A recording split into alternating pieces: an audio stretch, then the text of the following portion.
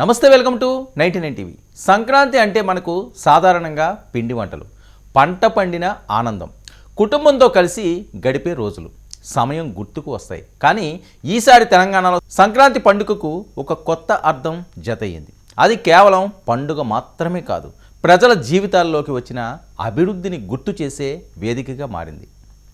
ఇక పండుగ రోజున రాజకీయాలు మాట్లాడాలా అనే ప్రశ్న సహజంగానే వస్తుంది. కానీ ప్రజల జీవితాలను మార్చిన పాలన గురించి మాట్లాడితే అది రాజకీయాల కన్నా అనుభవాల కథగా మారుతుంది. ఈ కోణంలోనే తెలంగాణలో మోదీ సంక్రాంతి అనే కార్యక్రమం నిర్వహించారు. ఇక కేంద్ర మంత్రి, బీజేపీ తెలంగాణ అధ్యక్షుడు కిషన్ రెడ్డి ఆధ్వర్యంలో జరిగిన ఈ కార్యక్రమం సభలా కాదు, ర్యాలీలా కాదు, నినాదాల వేదిక కూడా కాదు. కేంద్ర ప్రభుత్వ పథకాల వల్ల లబ్ధి పొందిన కుటుంబాలు తమ ఇళ్లల్లో సంక్రాంతిని జరుపుకున్న అనుభూతిని పంచుకున్న రోజులా ఉంది.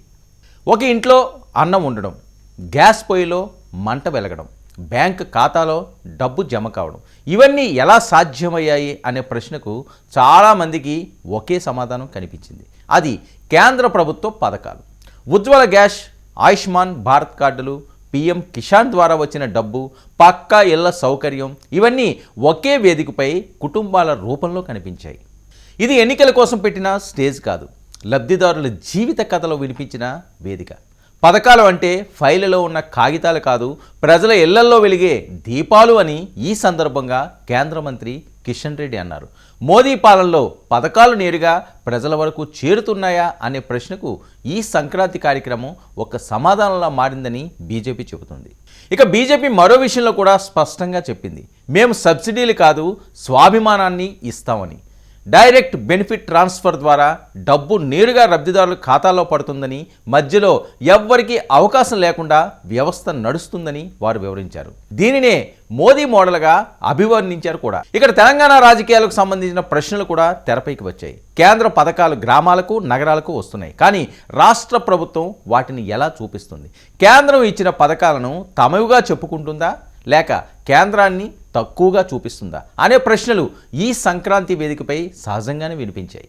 మోదీ పేరు లేకుండా ఒక్క పథకం కూడా నడవదని బీజేపీ శ్రేణులు అంటున్నాయి. ఇది రాజకీయ విమర్శ లేక నిజమా అనే చర్చ కూడా కొనసాగుతుంది. అయితే లబ్ధిదారుల ముఖాల్లో కనిపించిన చిరునవ్వే దీనికి సమాధానమని వారు భావిస్తున్నారు. సంక్రాంతి అంటే పంట పండిన ఆనందం.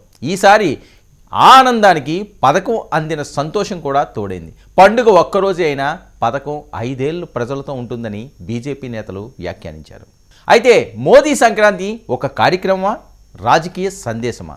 తెలంగాణలో బీజేపీ చూపాలనుకుంటున్న భవిష్యత్ చిత్రమా?